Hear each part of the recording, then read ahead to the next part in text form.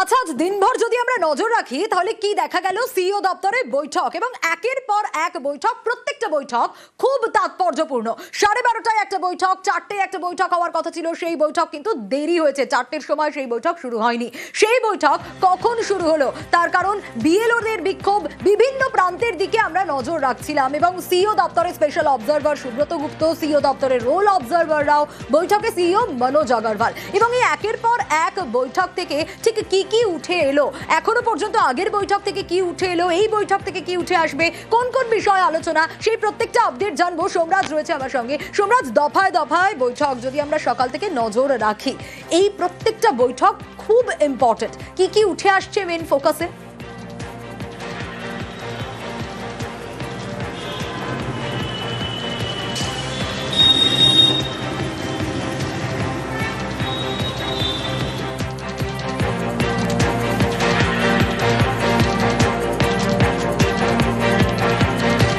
সোমরাজের কাছে যাব, তবে তার আগে আরো একবার জানাই, আজ দিনভর সিইও দপ্তরে বৈঠক এবং সিইও দপ্তরের স্পেশাল অবজারভার সুব্রত গুপ্ত, সিইও দপ্তরের রোল অবজারভাররাও বৈঠকে, সিইও মনোজ আগরওয়াল, জেলা শাসক ইআরওদের সঙ্গে বৈঠক, এবং এই বৈঠক থেকে কি কি উঠে আসছে সোমরাজের কাছে যাব।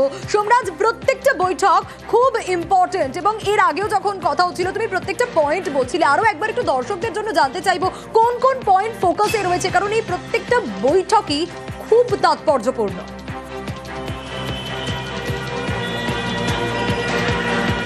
একদমই, দেখো দুপুর 12:30 থেকে যে বৈঠক হয়েছে, যেখানে শুধুমাত্র ইলেকটোরাল রোল অবজারভাররা ছিলেন, স্পেশাল অবজারভাররা ছিলেন, সেই বৈঠকে মূলত সিদ্ধান্ত নেওয়া হয়েছে রাজ্যের যে 12 জন আইএএস অফিসার যাদেরকে 24টি জেলায় দায়িত্ব দেওয়া হয়েছে, তারা আগামীকাল থেকেই জেলায় জেলায় পৌঁছে যাবেন এবং জেলায় জেলায় যে মৃত ভোটারদের তালিকা তৈরি হয়েছে, যে ডুপ্লিকেট ভোটারদের তালিকা তৈরি হয়েছে, সেই তালিকাগুলি তারা সরেজমিনে খতিয়ে দেখবেন এবং প্রয়োজনীয় রিপোর্ট নির্বাচন কমিশনকে পাঠিয়ে দেবেন।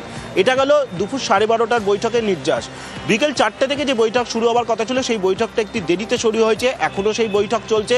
সেই বৈঠকে একটা গুরুত্বপূর্ণ নির্দেশ রাজ্যের সিইও মনোজ কুমার আগরওয়াল স্পষ্ট দিয়েছেন জেলা শাসকদের, যেখানে বলা হচ্ছে যে প্রত্যেকটি বিধানসভার ইআরও বা ইলেকটোরাল রেজিস্ট্রেশন অফিসাররা তারা এটা সার্টিফাই করবেন বা সার্টিফিকেট দেবেন যে প্রকাশিত যে ড্রাফট রোল, যেটা 9ই ডিসেম্বর প্রকাশ করা হবে, সেখানে কোনো রকম মৃত ভোটার থাকছে না।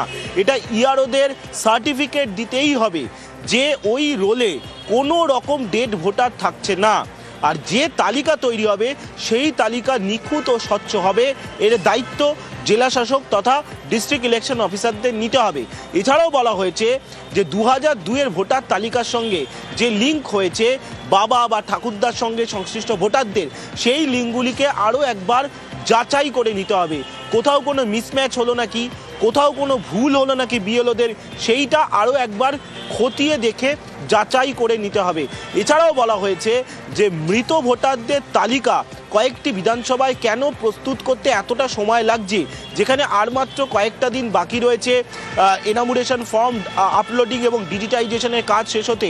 4ঠা ডিসেম্বর তার শেষ দিন রয়েছে, সেখানে মৃত ভোটারের তালিকা আপলোড করতে এত কেন সময় লাগছে, এই প্রশ্নও তোলা হয়েছে আজকের বৈঠকে বলেই কমিশন সূত্রে জানা যাচ্ছে। জেলা শাসক তথা 294টি বিধানসভার যারা ইআরওরা রয়েছেন তাদের সঙ্গে যে বৈঠক, সেই বৈঠক এখনো চলছে। বিকেল 4:40 থেকে সেই বৈঠক শুরু হয়েছে। রাজ্যের মুখ্য নির্বাচনী আধিকারিকের দপ্তর থেকে সিও সেই বৈঠকে যোগ দিয়েছেন। অন্যদিকে সিও দপ্তরের ঠিক বিপরীত দিকেই বেঙ্গল চেম্বার অফ কমার্স থেকে বৈঠকে যোগ দিয়েছেন অবজারভাররা। একেবারে সোমরাজ, অবশ্যই এই বৈঠক এখনো চলছে, নজর থাকবে আমাদের, সঙ্গে থাকো।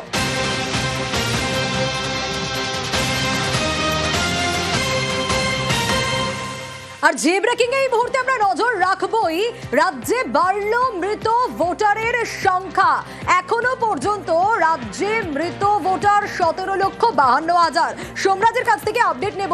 সোমরাজ, এর আগের বার আমরা দর্শকদের জানিয়েছিলাম 15 লক্ষ এবং তোমাকে জিজ্ঞেস করেছিলাম যে সংখ্যাটা কি আরো বাড়তে পারে, তুমি সেদিন বলেছিলে যে সংখ্যাটা বাড়তে পারে, এবং রাজ্যে সত্যি মৃত ভোটারের সংখ্যা বাড়লো। কোন এলাকায় বেশি, এখনো পর্যন্ত এক্সাক্ট ফিগার কি জানা যাচ্ছে সোমরাজ?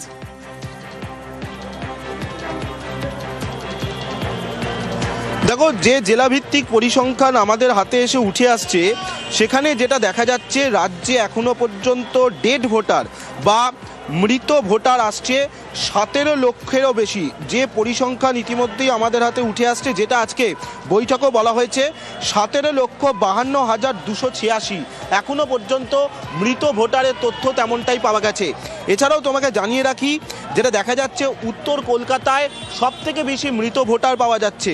উত্তর কলকাতার পাশাপাশি উত্তর কলকাতায় যে মৃত ভোটারের তালিকা অর্থাৎ 17,52,286, তার মধ্যে উত্তর কলকাতায় 6.42% অর্থাৎ উত্তর কলকাতায় সব থেকে বেশি মৃত ভোটার দেখা যাচ্ছে।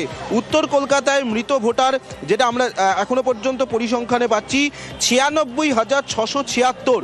উত্তর কলকাতার মৃত ভোটার রয়েছে 96,676, যা উত্তর কলকাতার যে মোট ভোটারের তালিকা তার তুলনায় সব থেকে বেশি রয়েছে উত্তর কলকাতায়। এবার যদি দেখা যায় যে দক্ষিণ কলকাতার যদি মৃত ভোটারের সংখ্যা দেখা যায়, সেখানে দেখা যাচ্ছে দক্ষিণ কলকাতায় হচ্ছে 50,387 মৃত ভোটারের সংখ্যা উঠে আসছে। এছাড়াও প্রত্যেকটি জেলাভিত্তিক পরিসংখ্যান ইতিমধ্যেই কমিশন আজকে পাওয়ার পয়েন্ট প্রেজেন্টেশনে জেলা শাসকদের সামনে রেখেছে, ইআরওদের সামনে রেখেছে, এবং সেখানে কমিশন বলছে যে এই মৃত ভোটারের সংখ্যা আরও বাড়বে। তাই মৃত ভোটারের তথ্য আপলোড যাতে দ্রুত করা হয়, তার কারণ 4 ডিসেম্বরের পরে 9 ডিসেম্বর যে খসড়া তালিকা কমিশন প্রকাশ করবে এসআইআর প্রক্রিয়ায়, সেই তালিকায় আলাদা করে মৃত ভোটারদের জন্য তালিকা প্রকাশ করা হবে। একেবারে অবশ্যই আমাদের নজর থাকবে, পাই টু পাই প্রত্যেকটা আপডেট তোমার কাছ থেকে নেব সোমরাজ। আর এই এসআইআর চলাকালীন বাংলায় 13 জন পর্যবেক্ষক নিয়োগ করেছে নির্বাচন কমিশন, 1 জন স্পেশাল রোল অবজারভার, 12 জন ইলেকটোরাল রোল অবজারভার। আর জানিয়ে এখন রাজনৈতিক তরজা একেবারে তুঙ্গে।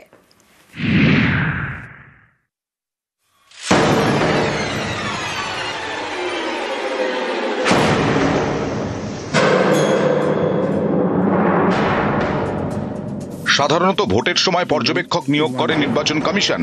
এবার নজিরবিহীন সিদ্ধান্ত নিয়ে এসআইআর এর সময় পর্যবেক্ষক নিয়োগ করেছে তারা। এসআইআর এর কাজ করতে ইতিমধ্যে ভিন রাজ্য থেকে 3 অফিসারকে পাঠানো হয়েছে পশ্চিমবঙ্গে। এরপর আরো 12 জন ইলেকটোরাল রোল পর্যবেক্ষক নিয়োগ করেছে কমিশন। তারা এই রাজ্যেরই অফিসার। স্পেশাল রোল অবজারভার বা বিশেষ পর্যবেক্ষক হিসেবে নিয়োগ করা হয়েছে সুব্রত গুপ্তকে। তিনি রাজ্যের প্রাক্তন অফিসার।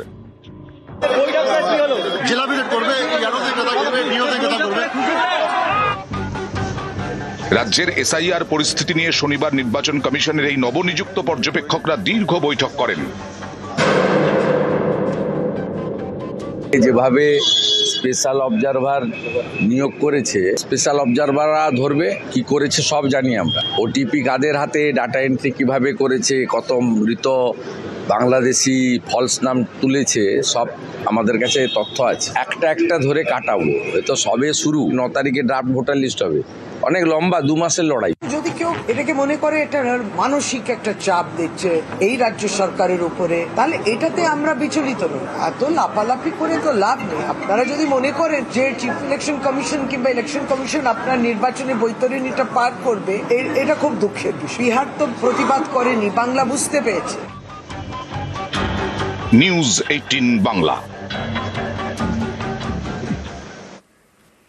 আর এবার একটা ছবি দেখাবো। সিইও দপ্তরের বাইরে বিক্ষোভ, বিএলওদের একাংশ। মুর্শিদাবাদের খড়গ্রামে এসআইআর চাপে বিএলওর মৃত্যু আর চাকরি ও ক্ষতিপূরণের দাবিতে বিএলওদের বিক্ষোভ। যে ছবি আপনাদের দেখাচ্ছি, সেই ছবি আপনারা দেখতে পাচ্ছেন, সিইও দপ্তরের বাইরের এই ছবি। এবং যে ছবি দেখা যাচ্ছে তাতে বিএলওদের একাংশ বিক্ষোভ দেখাচ্ছেন এবং ভিতরে ঢুকতে গেলে পুলিশ বাধা দেয় এবং পুলিশের সঙ্গে রীতিমতো ধস্তাধস্তি শুরু হয়ে যায়। নির্বাচন কমিশনের আধিকারিকদের তারা আটকানোর চেষ্টা চালাচ্ছেন এবং সেই কারণে পুলিশের পক্ষ থেকে ডিসপার্স করা হচ্ছে, যাতে কোনোভাবেই বিএলওদের বিক্ষোভ যে ছবি দেখাচ্ছি এবং কড়া পদক্ষেপ এর আগে নেওয়া হয়েছিল। এর আগে বলা হয়েছিল যে কোনোভাবেই এ ধরনের কোনো বিক্ষোভ দেখানো যাবে না, এবং সেই জায়গা থেকে দাঁড়িয়ে তাহলে কিভাবে এই ঘটনা ঘটছে, আবারও এই প্রশ্ন বারবার করে উঠছে। এসআইআর এর কমিশনের বিরুদ্ধে অতিরিক্ত চাপের অভিযোগ। বিএলওদের একাংশ সিইও দপ্তরের বাইরে রীতিমতো বিক্ষোভে সামিল এবং ভিতরে ঢুকতে গেলে রীতিমতো সেখানে পুলিশের সঙ্গে ধস্তাধস্তি শুরু হয়ে যায়। যে ছবি আপনাদের দেখাচ্ছি, এই ছবিটা সিইও দপ্তরের বাইরের ছবি। এবং চাকরি ও ক্ষতিপূরণের দাবিতে বিএলওদের এই বিক্ষোভ। কেন চাকরি ও ক্ষতিপূরণের দাবি? মুর্শিদাবাদের খড়গ্রামে এসআইআর সুরক্ষার চাপে বিএলও মৃত্যুর অভিযোগ রয়েছে, আর মৃতের পরিবারকে নিয়েই বিক্ষোভ বিএলওদের একাংশের। আরো বিস্তারিত এই বিষয়ে জানাতে পারবে অভিজিৎ রয়েছে আমার সঙ্গে। অভিজিৎ, এর আগেও আমরা দেখেছি যে বলা হয়েছিল কমিশনের তরফ থেকে কড়া পদক্ষেপের কথা, কিন্তু তারপরও দাঁড়িয়ে কিভাবে এই বিক্ষোভ, এই প্রশ্ন তো বারবার করে উঠছে।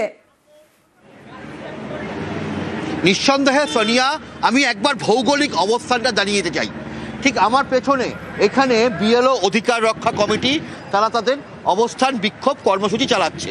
আর আজকে যে মিটিং মুখ্য নির্বাচনী আধিকারিক, ঠিক তার বিপরীতে এই বেঙ্গল চেম্বার অফ কমার্স, এখানে তারা বৈঠক করছিলেন স্পেশাল অবজারভারদের নিয়ে। আর সিইও অফিস ঠিক বিপরীতে দেখতে পাচ্ছেন বামাল লরির যে অফিস, সেটা হচ্ছে মুখ্য নির্বাচনী আধিকারিকের অফিস। এই তিন কোণা অবস্থান। আর ঠিক এর মধ্যেই এই বিএলও অধিকার রক্ষা কমিটির মঞ্চ থেকে, সেখান থেকে যারা বিক্ষোভকারীরা, তারা মুর্শিদাবাদের খড়গ্রামের যে বিএলও মারা গেলেন সেই জাকির হোসেনের পরিবারকে নিয়ে তারা এই বেঙ্গল চেম্বার অফ কমার্স, যেখানে মিটিং চলছিল, সেখানে তারা কথা বলতে যান মুখ্য নির্বাচনী আধিকারিকের কাছে। এবং সেই সময় তারা রাস্তায় বসে পড়েন এবং এরপরেই মুখ্য নির্বাচনী আধিকারিক তিনি একটি বিশেষ ভিডিও কনফারেন্সের জন্য এই বাড়ির বিপরীতে যে মুখ্য নির্বাচনী আধিকারিকের অফিস, সেখানে যেতে চান। সেই সময় গাড়ির সামনে শুয়ে পড়া হয় এবং রীতিমতন বিক্ষোভ করা হয়। যদিও বিএলও অধিকার রক্ষা কমিটির বক্তব্য যে তারা মুখ্য নির্বাচনী আধিকারিকের সঙ্গে কথা বলতে চাচ্ছিলেন, যদিও সেই সময় রাস্তায় চূড়ান্ত বিশৃঙ্খল পরিস্থিতির সৃষ্টি হয়। পুলিশের পক্ষ থেকে দ্রুত পরিস্থিতি সামাল দেওয়া হয় এবং মুখ্য নির্বাচনী আধিকারিক তিনি নির্বাচন কমিশনার তিনি নির্বিঘ্নে তার অফিসে প্রবেশ করেন। যদিও বেশ কিছুক্ষণ রাস্তা বন্ধ হয়ে গেছিল এবং একটা পুলিশের সঙ্গে বিক্ষোভকারীদের খণ্ডযুদ্ধ হয় বিএলও অধিকার রক্ষা কমিটির। সব মিলিয়ে একটা পরিস্থিতি ঘোরালো হয়ে ওঠে। যদিও দ্রুত পরিস্থিতি সামাল দেয় পুলিশ এবং বিক্ষোভকারীরাও শান্তিপূর্ণ অবস্থান করে এবং জাকির হোসেনের পরিবার, মৃত বিএলওর পরিবার, তারা মুখ্য নির্বাচনী কমিশনারের সঙ্গে তারা দেখা করেন এবং সেখান থেকে আশ্বাসও দেওয়া হয় যে তাদের চাকরি এবং ক্ষতিপূরণের বিষয়টা বিবেচনা করা হচ্ছে। বেশ, অবশ্যই নজর থাকবে অভিজিৎ। আমি দেখা করার চেষ্টা করলাম। আপনারা কি আটকানোর চেষ্টা করেছিলেন? উনি চট করে এসে গাড়িতে ঢুকে দেবার চেষ্টা করলেন, আমরা দেখার চেষ্টা করলাম। তখন পুলিশ কর্মীরা আমাকে ঠেলে সামনে করলেন, আমি সামনে শুয়ে পড়লাম। গাড়ি চালিয়ে আমার উপর থেকে চলে যান। এই তো পুলিশ ছুঁড়ে ফেলে দিয়েছে, আর ব্যারিকেডের সামনে আমাকে ফেললো। আমি ওনার কাছে যাবার চেষ্টা করলাম, উনি ডাইরেক্টলি, দুজন লম্বা পুলিশ ছিলেন, আমাকে তুলে ফেলে মাটিতে ফেলে দিলেন। আমি কিছু করতে পারিনি। দেখুন কোথায় কোথায় লেগেছে, আমার মোবাইলটাও পড়ে গেছিল। আর আজকের এই ছবিটা তো দেখলেন, কিন্তু এর আগে কড়া পদক্ষেপ নেওয়ার হুঁশিয়ারি পর্যন্ত দেওয়া হয়েছিল। তারপরে আজকের এই বিক্ষোভ কিভাবে, প্রশ্ন উঠছে। কিন্তু আগে কি কড়া পদক্ষেপের কথা বলা হয়েছিল? সিইওর ঘরের সামনে বিএলওদের এই অবস্থান, আর সিইও দপ্তর সরানোর হুঁশিয়ারি দিয়েছিল কমিশন। হ্যাঁ, সিইও দপ্তর সরবে এমনটা হুঁশিয়ারি দেওয়া হয়েছিল। নিরাপত্তা বিঘ্নিত নিয়ে আগে পুলিশকে চিঠি সিইওর, আর এবার নিরাপত্তা সুনিশ্চিত চেয়ে কমিশনারকেও চিঠি দেওয়া হয়েছিল। কমিশনারকে চিঠি দিয়েছিল জাতীয় নির্বাচন কমিশন, হয় পর্যাপ্ত নিরাপত্তা, আর না হলে স্থানান্তর করতে হবে সিইওর দপ্তর। কমিশনারকে চিঠি দিয়েছিল জাতীয় নির্বাচন কমিশন। কিন্তু তারপর আজকের ছবিটাও দেখা গেল, আজও কিন্তু বিক্ষোভের ছবি দেখা গেল। আর এখান থেকেই প্রশ্ন উঠছে যে যেখানে সিইও দপ্তর সরবে এই হুঁশিয়ারি পর্যন্ত দেওয়া হয়েছিল, তারপরেও আজকের এই বিক্ষোভ। শিপিং কর্পোরেশন অফ ইন্ডিয়া দপ্তর দিয়েছে, ঠিক করেছে। আর এই দলদাস পুলিশের সংস্রব থেকে ইলেকশন কমিশনকে বের করে না আনলে পশ্চিমবঙ্গে ফেয়ার নির্বাচন হতে পারে না। জায়গার অভাবে আমি কাজ করতে পারছি না। জায়গা পরিপূর্ণতা থাকলে ফেয়ার এন্ড ফ্রি ইলেকশন হবে। এত জিনিসটা খেলো করা।